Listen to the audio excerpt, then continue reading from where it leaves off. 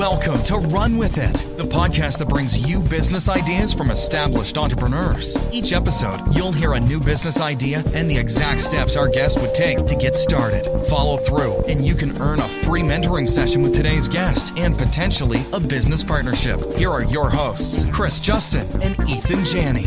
I'm Chris Justin. And I'm Ethan Janney. And on today's show, we have Anthony Sarandrea. Anthony started off door knocking and built a company to 100,000 a day plus with over 1 million customers a year. He is recognized as one of the top customer generators in the world, running a team that drives over 1 million customers each year. Today, he runs a profitable portfolio of websites ranging from commerce to content blogs that combined reach millions of buyers each month. He is consistently featured as one of the top under 30-year-old entrepreneurs and was featured alongside Snapchat's founder, Evan Spiegel, as one of the entrepreneurs that are changing the world. Anthony, welcome to the show. What's up, boys? Thanks for having me. We're very glad to have you. Yeah, this is exciting. You clearly are a very driven guy. You've accomplished a lot, which I think is going to translate well to our listener here. So we'll save some time at the end of the podcast to talk about some of your current ventures. Cool. But you've got a business idea that you are eager to share with our listeners and have them run with. So tell us about the business idea. Yeah, I like it, bro. I mean, I when I first heard about the format of this podcast, I was excited and kind of like doing things off the cusp. So, the first thing that comes to mind for me, and, we'll talk about it later, the type of work we do and help people with, but it's to help people with their finances. And I think it's incredibly relevant right now, especially with coronavirus and uncertainty in the economic landscape, things like that, to start looking at, people's financial situation, essentially, for lack of better words. So, one of the things I noticed, and again, too, we'll flush out more specifics here, are, a lot of times my brothers do it, my dad does it, my family members, and these aren't even poor people. These are, middle-class working Americans checking their bank account when they're at the bar over and over again to see, what balance is in there. And, one thing that I always thought would be phenomenal is to have more clarity around your finances week to week, day by day, month by month. And, there's apps out there that help with some of this stuff, but overall, like understanding, like almost like, how much fund money do you have, projected for the month, or kind of like, I look at like even in business, we set up projections and pro formas for the year, but how well are people doing that for themselves week by week, month by month, year by year? And not very well. I think a lot of times, you get a $2,000 check deposited on Friday, but you don't really know, like, okay, I know I have a Netflix, I know I have this, my credit card, this is, but you don't know when they're going to hit, how much. So you're out at the bar and you're kind of like refreshing, like, can I get another vodka soda right now? You know what I mean? And then there's this fear, like you go home, you're like, oh shit, I have $30 in my account. What happens if my XYZ hits? So essentially, like, I don't know if it's an app format or it's something that I think brings clarity to Americans' kind of finances day by day, month by month, even minute by minute, versus having to log into your bank account out at the bar and see like, okay, do I have enough to buy a drink here type of thing? That reminds me of Mint. Yeah, it's very similar. Yep. Yeah, it was a service that I used to love. We're not really... Yeah. We don't typically badmouth services too much, but I'm not a big fan of the way that it's gone. Right. It's almost useless to me right now. So for sure, it was something that I was using religiously. Yes. And I guess I'm curious, why do you think this is a common problem? Why do you think someone hasn't figured something out here? I think a lot of it is there's this balance, right, between like a Mint that could be, overdone versus, drilled down to like, for instance, like the Credit Karmas of the world, I think have done such a good job of making the credit score, like you almost like, how much do you weigh? You almost know that as like what your credit score is as well too, because it's very dumbed down to that. It's like, okay, and there's this obsession around raising your credit score because it's a very tangible one number. You don't get lost in a Mint's got a pie chart of this and this and this. I think it almost needs to be a lot more simplistic, where it's like and there's plenty of apps that do this too. Every charge you make on your bills, we're going to round up to the nearest dollar, except instead of invest or this, it goes into, the fund money pot or to the, to the social pot, or, whatever you deem is your, what you want to do with essentially your extra funds at the end of the month.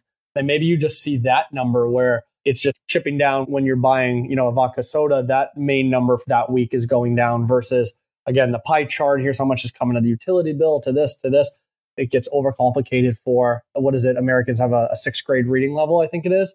So now all of a sudden you're bringing, a very complex kind of thing to them versus, again, like a Credit Karma, you just refresh it, you see what the number is, and that's really what you're watching. All the details are there, great, but what is that dumbed down one number on there too? And again, we can flush more through the idea, but there's something broken when people are doing archaic things. Again, an archaic thing is logging into your Chase account with your long password at 1 a.m. at the bar. So I don't know what is the fix around that, but there's something archaic about that process happening over and over again and multiple times throughout the day that I see an opportunity for, one, again, something archaic or broken, but two, something that people are obsessed with. They're always checking that. So what in an app form or what form can you monetize out of that? Can you offer a better solution for? Because the obsession's already there in a very, in my opinion, archaic format. I just want to bring this up. I had this funny thought.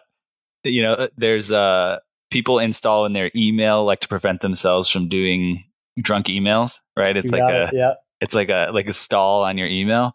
I'm imagining math problem before you send the email. Yeah, exactly. I'm imagining an app where it's like it freezes your credit card if you can't solve a math problem. I like that a lot. I like that a lot. And it doesn't even need to be drunk. I mean, maybe it sounds funny. Like, I agree when you're out drunk, but like there's like the don't text my ex apps, shit like that, where it's like you don't even need to be drunk. You just fucking lose control and do it. Like maybe if it's even like to your point, it's hey, I'm going to set it up that, if my account drops, to this amount, I'm not allowed to make any purchases out of that because I've already plugged in all my necessities outside of that, like type of stuff. I like that. The idea of setting up controls for ourselves around our spending. I like that. It's nice. A couple of interesting questions that come to my mind as we're talking about this, answering my own question around why hasn't this been done? And I'm thinking about the incentives out there for these companies, and Chase or Wells Fargo or whomever, they're not incentivized to let you have a better financial picture. They don't want you to be able to have a clear grasp of, I spent this much money on alcohol this month, right? Because if you do, then you probably would spend less. It's like putting the calorie count at McDonald's. You see that, you're like, oh my God, that's 1,500 calories. Sure. I should get a small. So that's one point that comes to mind. Well, I guess just to play off that one, if you don't mind me jumping in. Yeah, go for it. We forget, like, what's the most profitable product for a bank is actually your checking and savings account, because they're able to, they pay you 0.01% interest rate.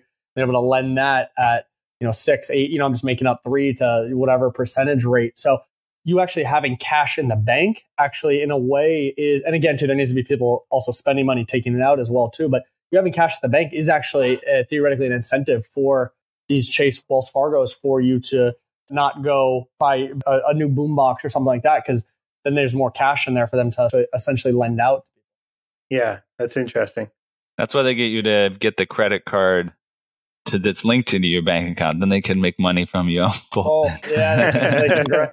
I like your thought though, Ethan, of like essentially, setting up something that, monitors, like a lot of like you only get to work an hour on Facebook or anything like that. But I don't see, and I think, to your point, it's simple enough where it's like, you get the idea very quickly. Like a Mint, it's like, it's a budgetary planner. You're like, cool, get it, but don't, okay. Like, but like very simple, like, hey, set up that, after midnight on Friday and Saturday, you're not allowed to make another charge, or set up, there's no charges exceeding of this.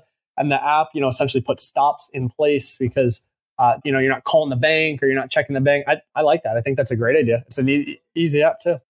I'll just cut in with this. It's actually a nice excuse for your pals that you're drinking with. You could say, like, let's have another round. But like, oh, my app cut me off, man. My bag cut me off. And then maybe you even get bought a drink. I'll get yours then. Yeah, bro. I love that. No, I like it. I think that's it's interesting because there are a lot of apps and things out there that prevent you from doing things you don't want, that you regret, I guess, for lack of better words. And a lot of times it's, people's spending habits are an addiction in a way too, not just at the bar. We you hear the buzzword machine learning a lot. And I think about that here because it seems like machine learning would be able to help with categorizing expenses. Right now, Mint does a horrible job of categorizing expenses. QuickBooks does as well. I can't tell you how many times at the end of the month I have to go back in and say, that's not like a book purchase. That's a web app purchase or that's contract labor or whatever. I have to recategorize things manually. And it's surprising to me that it can't do that. But if you solve that piece of it, then it seems like that's a bridge to everything that we're talking about here, right? If you solve that piece of, okay, if I'm this sort of spending at Snake and Jake's, it's a famous bar in New Orleans. Christmas themed year round. It's great. But if you have spending at Snake and Jake's, you should have enough data to be able to say, okay, that's a bar. Bar, for sure. And, I totally agree. And that doesn't need to happen on an individual basis, right? Totally agree. I mean, it's interesting you say that. We have a full-time bookkeeper who, it does a lot of other stuff too, but categorizing, recategorizing things, like it can become a full-time job. And I think that's where, we get back to like, why aren't the mints of the world working, is like, it can turn into a part-time or full-time job versus, to Ethan's point, you set up a couple rules for yourself and sorry, charge won't go through, or sorry, it's blocked, or whatever it is. It's hands off, it's easy, it's running on its own. But yeah, to your point, the machine learning, I'd say at a bigger, more enterprise value picture is very interesting, because I agree these companies do a tremendously bad job at it today. I think it's a good time to check in real quick and maybe restate what you see the solution and the problem as before we start talking about some of the ways that we would monetize or validate it. Let's go through, I like Ethan's idea. Let's go through that. So I think the problem is people don't have clarity or control over their financial spending. And the proposed solution is essentially setting up kind of rules and blockers for yourself that if you're in a poor state of decision making, whether, again, intoxicated drunk, or maybe it's your, at the casino, or you see the nice watch you want, whatever those, where essentially your emotions are rising and getting the better of you, you've got checks and balances in place there. So similar to don't let me spend more than an hour on social media before Facebook page doesn't load on my browser type of solution. I like that. Nice thing about that too is you could, speaking of machine learning, like the app could learn actually what is in people's best interest, right? You could even do surveys at the end of the month. How did you feel about your spending this month? But you could even mark charges that you're like, I don't want to do that next month, right? And it's kind of, I think part of the problem with this stuff is the thinking aspect. You got to put in the mental energy, you got to put in the willpower.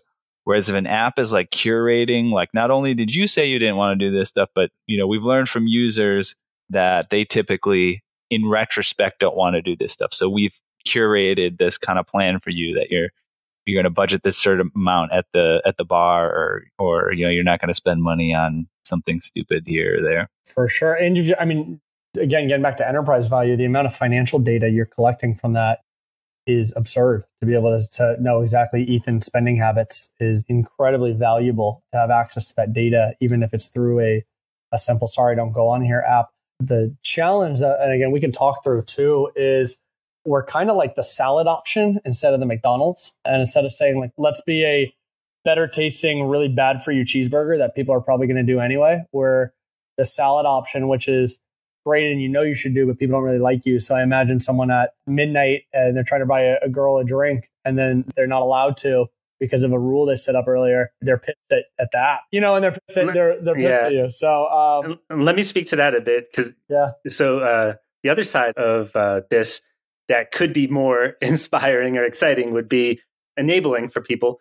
Hey, if you each month or each paycheck, you automatically have a certain amount funneled into your goals, your financial goals. So let's say you want to buy a new watch, or you're saving up for a car or a down payment, and you set it such that 5% automatically goes into a sub account. It's not actually even a different account, maybe, or maybe it is, but it displays new car fund or whatever there. And you can watch that balance grow, and it slowly gets there. You're on track. It gets to that green level and says, okay, you can go get your car, go nuts. This is your budget that you put out there. And then on top of that, you can also make it more exciting by, let's say you get a bonus, or you're doing really well with your account at some point. You hit like an accelerate button or something like that, and it puts an extra $100, and all of that gets filtered into those categories appropriately. Yeah, I like it. I think there's also like, even with the, I just keep thinking like the don't let me be on Facebook type of apps on your browser.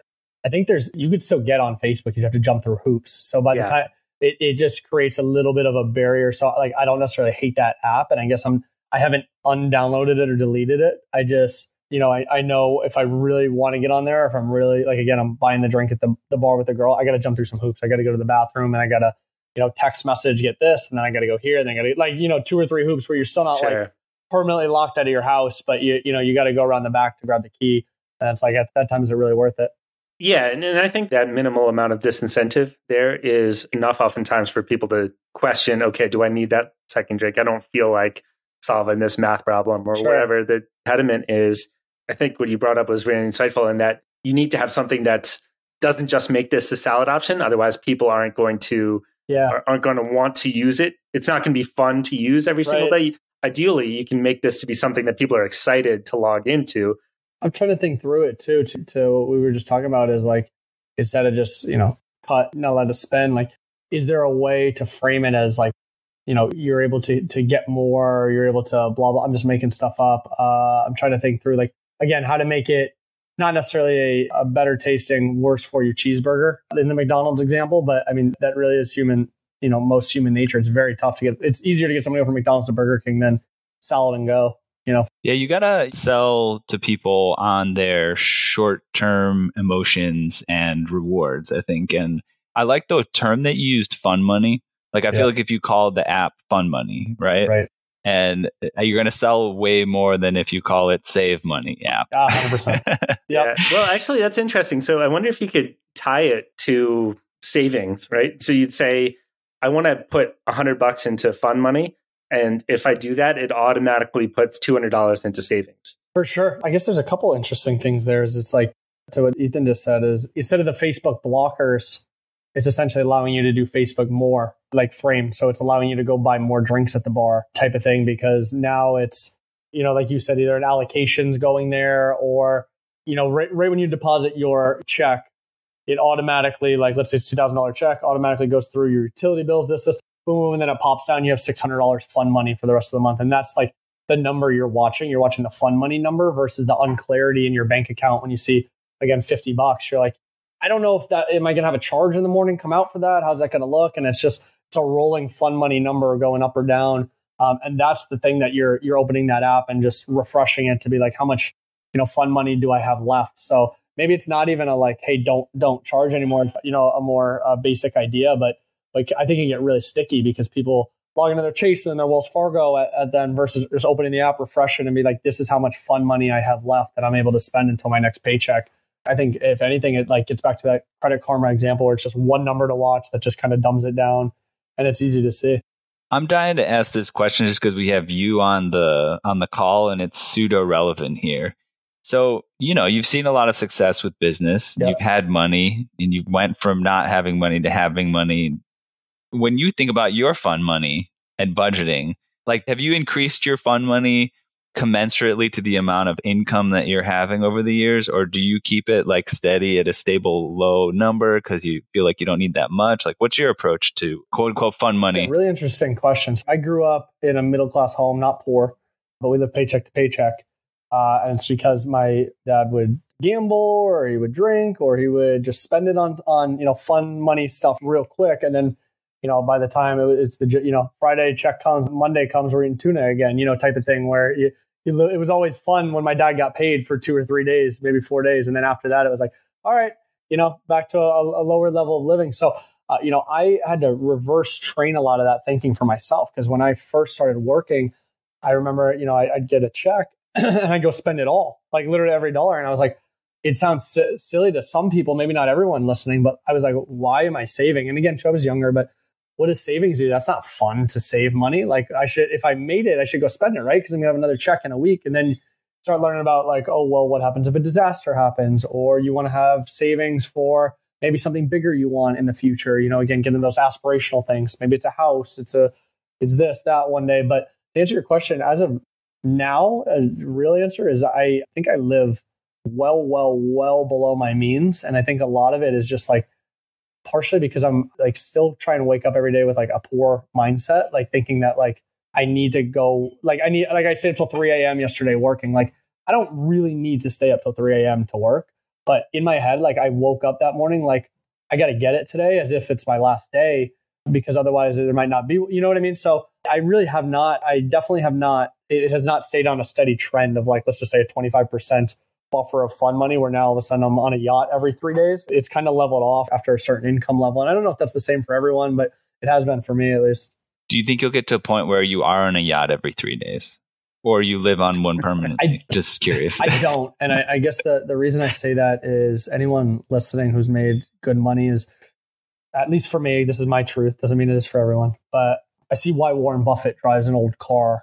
And he almost pretends to be poorer than he is in a lot of ways. And I think it's because you start to realize, you start losing distance between you and those that are close to you, your friends. If all of a sudden you're, I'm really mentally fucked up because I started hiring all of them, started paying them way, way, way too well, and thinking like, okay, I'll even pay for stuff when we all go on a yacht. I'm paying for it. But you realize there's still this incongruency with like people I've known for a decade where now I'm paying for them for everything. We're still not on the same, not because I'm looking at it differently, but they're feeling some type of way in masculinity or something like that. So point being is like, there's a lot of rap songs saying lonely at the top, stuff like that. Like, I think, I started making some money, started buying some nice things. And then I started like, going right back to normal. Cause I was like, it fucking sucks to be like, kind of, and the sound that people listening are like, fuck you, dude, it sucks to have a lot of money. But it's like, your close friends, like you lose contact with. Now all of a sudden, like, I can't replace a 10-year relationship with someone. You know what I mean? And that type of shit is very real as you start making money. So to answer your question, I don't think I'll be on a yacht every day. In fact, I want to be even less flashy or showy or buying things nice, because all of a sudden, like me and somebody else can't connect as well. I can't connect with, the same percentage of people as before. And that it gets thinner and thinner the more money you make, and it's more lonely and it's less fun and less enjoyable in life. So unless you really fucking love, and I think that's why you see a lot of these people or guys just buying 8 different Ferraris because they're just trying to get a little, crack cocaine hit every time, because there's really nothing of substance there because they've lost it all. So to answer your question, for me at least, I don't think I'll ever be rolling around on private jets and yachts. I think I will be very much, maybe I'm not driving around a Warren Buffett, 1980 pickup truck, but I definitely don't see myself having 8 sports cars anytime soon, even though I can afford them. Okay, that's great. And that's incredibly astute of you to see that before actually going through that like Lost in Las Vegas type of highs and lows. For sure. You seem like a relatively young guy. I don't know how old you are, but you've figured that out before doing too much cocaine. I think I got a little. It's funny as fuck. I got a little taste of it, and I really hated it. And it was probably, honestly, like not that long ago, maybe 6 to 9 months ago, was really like I was in probably the low. And I'm a very energetic, very optimistic, happy person. Probably the lowest I'd ever been in my life was probably 6 months ago, and it was because my wealth kept growing, and there kept becoming this gap where I would literally wake up and want to not. I wouldn't be as happy when the business was doing as well because my friends were in the business and they would see that. How fucked up is that? Like, I didn't want my business to grow more. Yeah. I was like, I kind of hope it stays here. And like, I literally would start making decisions that would handicap myself. Or like if I wanted something and it's not anything crazy, I need to go buy, perfect example. I bought a really nice McLaren. 2 out of my 3 closest friends have never been in the car. And it almost brings me to tears to be able to say that. Like, they've never been in the car because they don't want to be, because it's too far of a gap. So that feeling, a very real, deep feeling, is like, really made me realize like the cost of success. And again, I used to say the same thing. Like, if I'm listening, I'm like, fuck you, dude. Like, oh, you're upset because you have money. Like, but it's very real. And I think if anyone listening who is at that point or gets to that point will and can relate, and maybe you can't right now, maybe you're saying, fuck you, dude. Like, cool, no worries. But very real to the few people that can relate to that. It's hard, very hard. So we're going on a tangent, but I want to go for at least one more question here. What motivates you now, given that it's, you've reached those goals? Yeah, I think what motivates me now is impact. I truly mean that. That sounds super cliche and foo-foo, kind of rah-rah shit. But it really, like, I remember a great mentor of mine who made hundreds of millions of dollars said, he goes, at a certain amount of money, he goes, you don't get that same kind of high as making another $10, $100, $1,000, $1 million. You get it when you see that in other people. So for me, growth, I think, equals happiness. I think that's a big Tony Robbins quote, like growth equals happiness. So for me, I feel like I'm playing a video game every day. So if I can grow personally, if the company and the team can grow, it really, and I think I'm blessed. I've had that mindset from early on to not be focused on, again, material things or money, because I looked at them as not long-term sustainable. But what motivates me today is really, doing a podcast like this where I have nothing to pitch. Nobody's at a subprime in credit card debt that's my target market listening to your podcast probably. And if they are, we drive thousands of customers a day. So it's not why I'm here. I'm not saying I want, to sign up for something, my course or anything. It's really just, I used to listen to these to learn. So now I want to be able to share any experience share I can to those listening as well too. So it's really impact and being able to amplify my time in that reach. So I'm not just one-on-one mentoring with someone. I'm talking to your guys' podcast that has however many people watch it, stuff like that. Yeah, that's awesome. And that's motivated you to stay up till 3 a.m. last night working. It does, bro. It does. It's fun. All right, let's get back on track. I love that tangent that you took us down, Ethan. So you've got this idea to help people get more control of their finances, to enjoy it more, to be able to not spend money on things that they don't want to spend money on, but have impulse control when it comes to money while still feeling good about how they're using it overall. One idea that we talked about for monetizing it, well, I'm not sure how far we went down this, but we went down the topic of saving for different categories, right? Let's say I want to buy a watch, or let's say I want to save up for a new car. That sort of data is valuable to marketers, to people who sell those type of goods. So if you're in that business or you can create that business, then that's one avenue you can take. Any other ideas in terms of monetizing this idea? Yeah, I think, you were saying with goals and things like that is through, I think, lending products as well. So being able to say, you want a new car.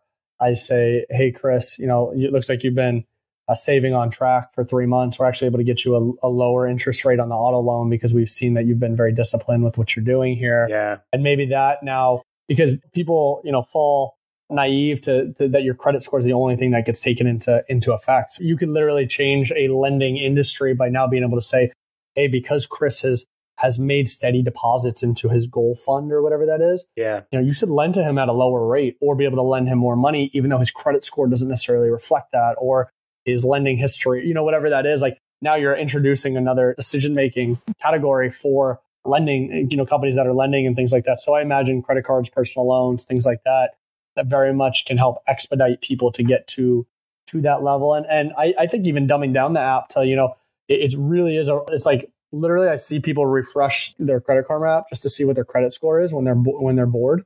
Like I can just imagine someone literally just big on the app, just how much fun money you have left for the week. Yeah. And it's just, you're just refreshing that and you're playing with it. And then it becomes, now you're just addicted around that number. It's kind of like, it's like a score for a game or something. Like if we just play basketball, great. But when we play a score, like all of a sudden you're more invested into it. So, and it's very dumbed down, very simple, but through there, again, I'm putting my goals in there. I'm connecting my bank accounts. I'm getting a ton of data as the app to be able to do that. And then I'm able to monetize the individual through lending products. They're essentially giving me the pieces. They're saying, here's my financial picture. They're giving me all that data. Here's what I want. Great. Well, you want to expedite that?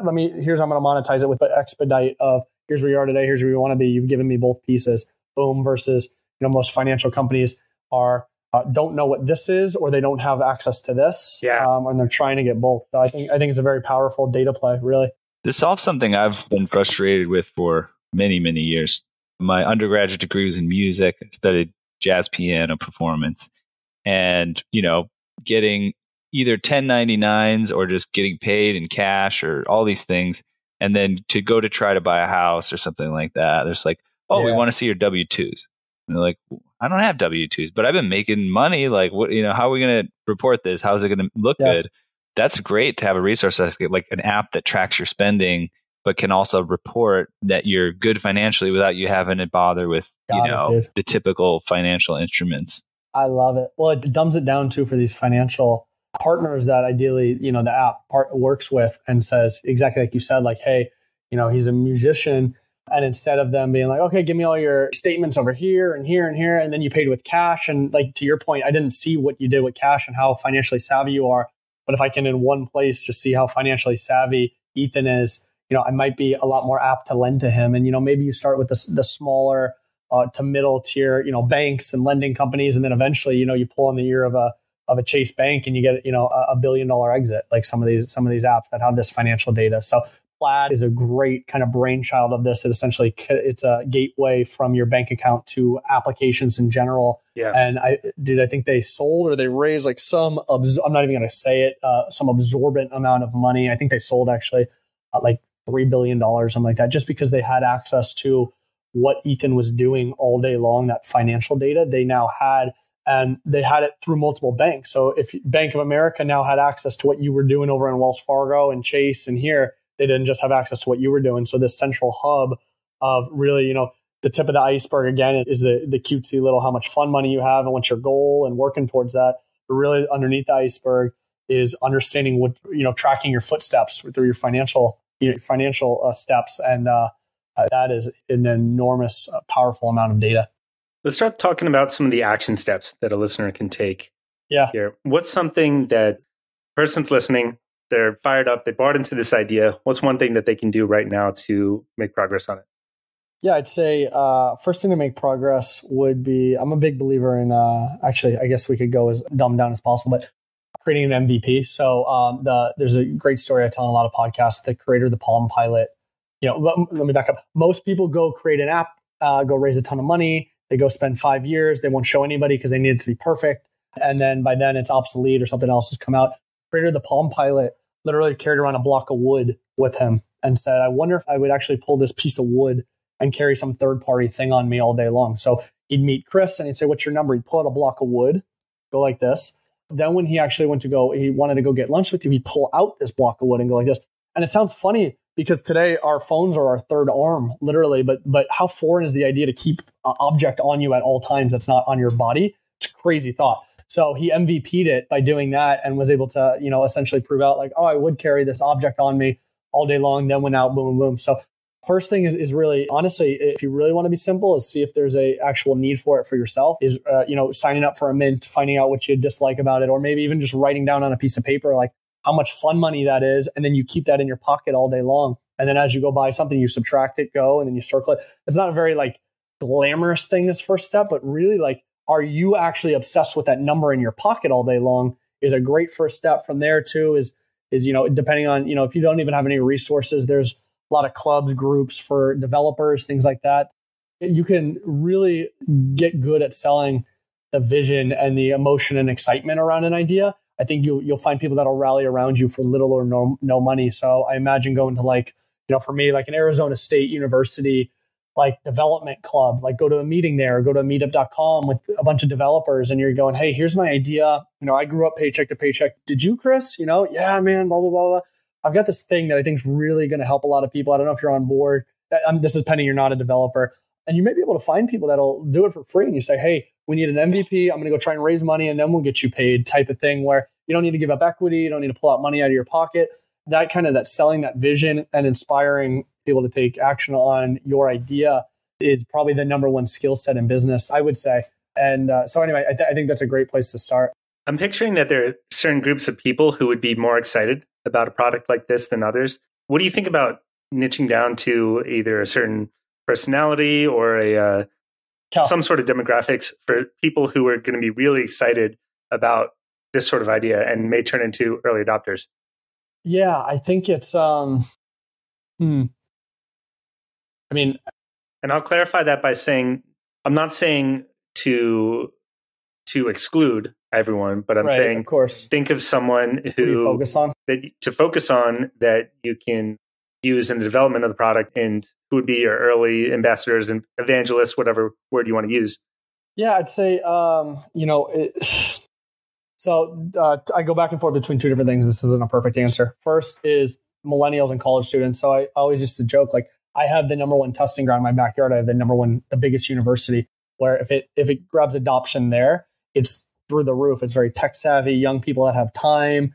What they don't have though is income and money. So you go from the tech savvy millennial or someone in college right now would be a great place to start to see and they might actually be tight on cash too. Are they? So I say that first, my thought. And then my second thought is, but are they as worried about their finances as a 40-year-old dad who actually is a better customer for really our monetization strategy, which is, lendability products to be able to bridge the gap between what they need versus a college student who's just worried about getting fucked up on Saturday night, So I go back and forth with both. Ideally, I would start with who's going to be the best for our monetization strategy and try and start there. So I'm thinking, who's got the biggest need, but also who's the best customer. So for us, it might be someone with a source of income, maybe 35 to 55, could have been divorced, has kids, so they have a financial strain, and maybe they're watching their bank account paycheck to paycheck every month.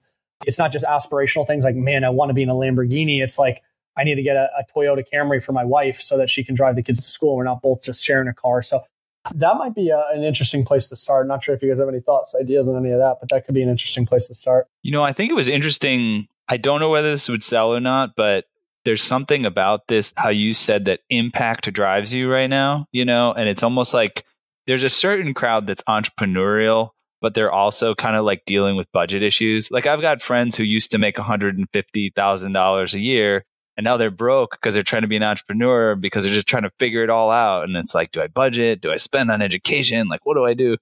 And I feel like something that kind of, it gives you a levels where you can graduate, and it's almost focused on the impact from the beginning. It's like, oh, what if one day, maybe it's a year from now, maybe it's 2, on this app, I can have impact. And that means that I've chosen a charity that I'm going to donate, 10% of my revenues to, or my income or something like that. Yeah.